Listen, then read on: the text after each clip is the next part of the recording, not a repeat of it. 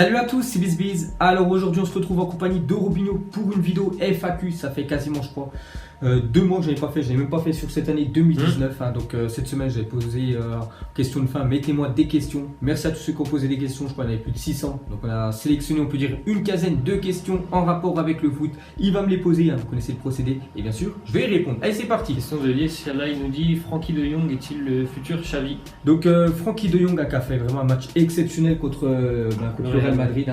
Donc moi je l'avais rarement vu jouer quand même auparavant, peut-être contre l'équipe de France. Mais avant voilà, je suis pas trop le championnat des Pays-Bas. Il a beaucoup de potentiel. Je comprends maintenant pourquoi le Barça a mis plus de 75. Je me souviens, c'était aux alentours de 75 millions d'euros pour acheter ce joueur, qui est vraiment un très bon joueur déjà techniquement, qui a une très bonne vision de jeu. Est-ce que c'est le futur Xavi? Bon, après il est encore très jeune, je sais plus son âge exactement, mais voilà, il a beaucoup de potentiel et il peut bien sûr prétendre aller beaucoup plus loin, et surtout dans une équipe comme le Barça, vraiment qu'adore avoir le ballon. Donc c'est un élément parfait pour le FC Barcelone. Donc on verra l'année prochaine ce que ça va donner, mais je pense quand même que c'est une très bonne recrue. Je suis d'accord avec toi, franchement, vu son âge, vu ce qu'il monte déjà avec l'Ajax, et en plus l'Ajax et le Barça ont un peu la même philosophie de jeu. Je pense que ça va être une adaptation assez simplifiée pour lui, parce qu'il joue comme ça déjà avec l'Ajax, et voilà, il a quand même déjà beaucoup de potentiel et malgré tout une sacrée expérience, alors qu'il a la vingtaine, je sais plus trop exactement. Il est très jeune, c'est un joueur pour l'avenir. Ensuite, question de Eren Tachi nous dit: est-ce que tu penses que l'Ajax pourrait aller loin en Ligue des Champions?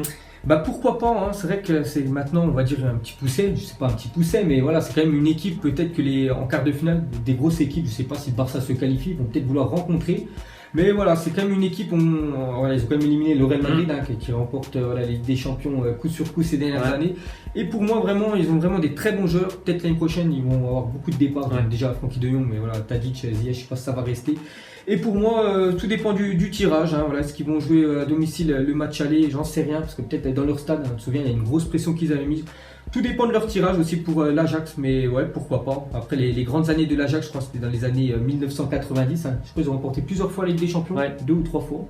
Ils ont quand même remporté plusieurs fois l'Ajax, donc pourquoi pas aller le plus loin possible. Ils m'ont vraiment surpris, même en phase de poule, ils étaient très bons. Ils n'ont pas perdu face au Bayern sur une double confrontation aussi.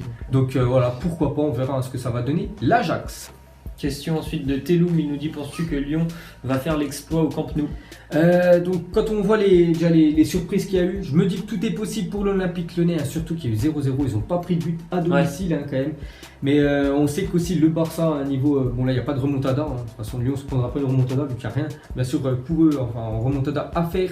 Mais on sait que le Barça à domicile c'est vraiment costaud, quand ils doivent faire un gros résultat, ils le font. On a vu contre le PSG, contre Séville il y a quelques temps. Après pour Lyon, pourquoi pas essayer de faire vraiment un match où, bon à mon avis ils n'auront pas la possession de balle comme au match aller, mais vraiment jouer en contre, et surtout il y aura le retour de Nabil Fekir, je pense qu'il va apporter beaucoup de bien à cette équipe lyonnaise. Donc pour moi ça va être, on va dire, 75-25, 75% de chance quand même pour le Barça de se qualifier, c'est quand même les favoris, surtout vu que le match aller ils ont vraiment peu de chance, vraiment pas été efficace, et 25% pour Lyon. Donc qu'est-ce que t'en penses toi? Je suis d'accord, Lyon a quand même bien évidemment beaucoup moins de chances de se qualifier que le Barça. Il faut se rappeler du match à Manchester City pour Lyon, parce que ça va certainement être à peu près la même chose, mais franchement quand je vois le Barça, et surtout quand je vois Messi actuellement, je pense que même si tous les 10 autres joueurs du Barça à côté de lui peuvent être dans un mauvais soir, ce qui n'arrivera pas je pense, il peut te faire la décision à lui tout seul, parce qu'en ce moment il est très très en forme. Il y a eu des saisons, par exemple l'année passée face à la Roma, il n'était pas très en forme, ça s'est vu, ils se sont fait éliminer, mais bon actuellement il est vraiment très très en forme, donc j'ai du mal à croire en la qualification. Ok. C'est une question de Elamine, il nous dit: penses-tu que Marseille peut encore croire au podium? Donc Marseille, je crois ils sont 4e, je crois 5 points de la 3e place, c'est ça, ou un truc dans le genre, je me souviens plus, j'ai plus les stats. Mais là ils reviennent vraiment très bien à l'Olympique de Marseille, depuis l'arrivée de Balotelli, ça fait beaucoup de bien à cette équipe. Donc maintenant je crois qu'il reste 11 ou 12 matchs, tout simplement il faut essayer d'en gagner au moins 7-8, 7-8, et en espérant les matchs où quand ils vont jouer déjà contre le PSG dans pas longtemps, le PSG ça va être compliqué, mais aussi de prendre un point, et surtout contre Lyon et Lille, je sais plus s'ils ont déjà fait non, ils avaient perdu contre Lille, mais contre Lyon, essayer de prendre les 3 points. Et bien sûr ils peuvent prétendre, parce que Marseille, s'ils font encore une année sans Ligue des Champions, pour leur projet essayer d'avoir une grosse équipe, c'est compliqué, parce que les meilleurs joueurs veulent jouer bien sûr la meilleure compétition et l'Europa League, hein, ça reste quand même très moyen. Donc bien sûr ils peuvent, mais voilà, c'est compliqué, tout dépend des résultats des équipes devant elles. Ensuite une question de Gamer Clash, il nous dit, tu as déjà répondu à cette question il y a 5 ou 6 mois, mais en ce moment, que va faire Lille, Marseille, Monaco qui descendra. Donc on va commencer, voilà, bon, première place, hein, le PSG, voilà, ça n'a pas changé. C'est vrai qu'on a déjà répondu ça en tout début de saison. Bon, je crois pas que j'avais dit Lille quand même second du championnat. J'avais tous dit, ouais, j'avais dit quand même Lyon deuxième. Mais là, voilà, pour moi Lille vraiment, j'ai plus que ça. Et pour moi, je pense pas que Lyon ni Marseille va réussir à les rattraper. Donc pour moi, Lille terminera deuxième et ça va jouer avec la troisième place entre voilà, Marseille et Lyon. Donc, comme on a parlé juste avant, tout dépendra de la confrontation entre les deux équipes.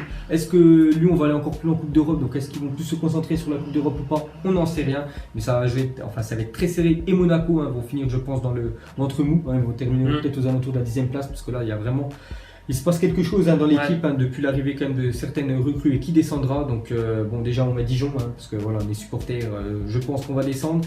Sinon on mettrait bien Guingamp. Je sais pas s'ils vont réussir cet exploit à se maintenir, et je sais pas, il y a Caen aussi qui est faible. Peut-être Amiens, mais vraiment les trois, Caen, Dijon, je pense, et Guingamp. C'est une question de N'Golo Traoré, il nous dit, quelle est la plus grande remontada, le Barça ou Manchester? Donc pour moi le match où c'était le plus cruel quand même, c'est celui de cette semaine contre Manchester United, quand tu gagnes déjà 2-0 à l'extérieur, tu es bien parti, surtout une équipe diminuée de Manchester United, pratiquement le meilleur joueur suspendu, Paul Pogba, et quasiment l'équipe type est toute remplaçant, et tu n'arrives pas à faire un résultat à domicile, pourtant au Parc des Princes, là ça tourne très bien, le PSG. Donc voilà, c'est quand même incompréhensible. Pour moi, c'est plus dur cette défaite contre United que la défaite contre le Barça. Bon, même s'il y a eu un 4-0, mais pour moi, c'est quand même deux gros revers de l'équipe parisienne. C'est dramatique, ils n'ont pas de mental. C'est vraiment c'est incroyable. C'est quand même ce qui s'est passé. Qu'est-ce que tu en penses? Moi, je sais, c'est celle de Manchester qui, je trouve, est la pire, parce qu'en face, là, il y a 2 ans, tu as le Barça qui était vraiment en furie, et là, tu as un Manchester qui est venu avec une équipe B qui a posé le bus, parce que moi, quand j'ai vu le match, j'ai l'impression qu'ils voulaient surtout pas prendre de but, Manchester, mais ils n'avaient pas très envie d'en marquer un but. Et le problème, c'est que le Paris Saint-Germain a fait des cadeaux de Noël au mois de mars, et 3 cadeaux en plus dans le même match, donc franchement, c'est assez incroyable, quoi. Sinon, je pense qu'ils n'auraient jamais marqué à Manchester, parce que je crois qu'en deuxième mi-temps, ils ont eu deux tirs, le penalty et la frappe qui arrive au penalty. C'est simple, et le PSG a réussi à se prendre 3 buts, donc c'est quand même incroyable ce qui s'est passé cette semaine. C'est une question de David Diop, il nous dit, si la saison s'arrêtait actuellement, qui remporterait le Ballon d'Or? Donc moi je mettrais un joueur vraiment qui est le meilleur ces temps-ci depuis le début de saison. Tout simplement Lionel Messi, en plus son équipe pour l'instant, parce que le match retour est dans quelques jours est encore qualifié, beaucoup de chance pour se qualifier. Ils sont en finale de la Coupe du Roi, ils sont premiers, vainqueurs de la Liga. Donc pour moi Messi, si ça continue, ça s'arrêtait maintenant, ce serait lui le Ballon d'Or. Je vois pas un autre. Non, t'en vois pas d'autre. Même Ronaldo, regardez, ils sont quasiment éliminés contre l'Atlético.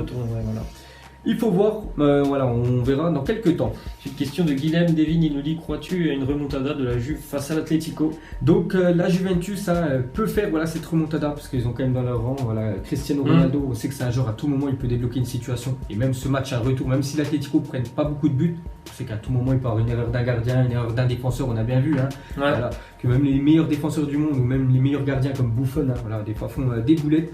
Donc pourquoi pas s'il marque vraiment rapidement comme a fait Manchester United. Après tout peut arriver dans une rencontre de football, mais surtout je pense pour la Juventus, c'est pas prendre un but, parce que je pense qu'ils sont menés 1-0. Après l'Atlético, ils vont vraiment cadenasser derrière, ils ne vont vraiment pas faire Juventus faire une remontada. Donc pour moi, ce que j'en pense. Je suis d'accord, pour moi il n'y a qu'une équipe qui peut, inverser une tendance en gros face à l'Atlético, c'est bien la Juventus. Ils ont déjà été capables de le faire l'année dernière face au Real Madrid. Ils avaient été stoppés par l'arbitre à la 96e minute, mais ils avaient quand même renversé cette situation de 3-0. Donc je pense qu'ils en sont capables, les joueurs de la Juve, pourquoi pas déjà d'aller en prolongation. Ok, la dernière question de Diarou Saba, il nous dit, penses-tu que le Real peut à nouveau signer Cristiano Ronaldo? Donc ce serait le retour de CR7 au Real Madrid. Donc pour moi, je vois pas du tout un retour quand même de Cristiano Ronaldo du côté du Real Madrid. Déjà, je sais pas, il a signé combien de temps du côté de la Juventus, mais je pense que quand il partira de la Juventus, ça sera certainement pourquoi pas à Dubaï ou peut-être aux États-Unis. Je le vois pas aller dans un autre club en Europe. Et surtout, il est plutôt vieux, il a quand même 34 ans, il est encore performant, mais du côté du Real Madrid, avec ce qui s'est passé avant de partir avec Pérez, il est tellement froid. Il n'est pas parti en très bon terme. Je le vois pas retourner du côté du Real Madrid, même si ça ferait énormément de bien quand même du côté du Real voilà, retour de CRC. Donc voilà les gars, la fin de cette FAQ. Donc si ça vous a plu, un petit like, remettez des questions en commentaire, on verra si on en fera une la semaine prochaine ou plus tard, tout simplement. Ciao, Ciao. à tous. Donc on l'a maquillé avec tes mensonges. Ego son âme est moche, plus qu'à la maquiller avec tes mensonges. Je sais pas ce qui se passe dans ma tête. Parfois, je voudrais sauver la terre. Parfois, je voudrais la voir brûler. Ça va pas trop, je roule un terre. Trop de haine pour 9 mètres carrés. Tristesse, faut pas.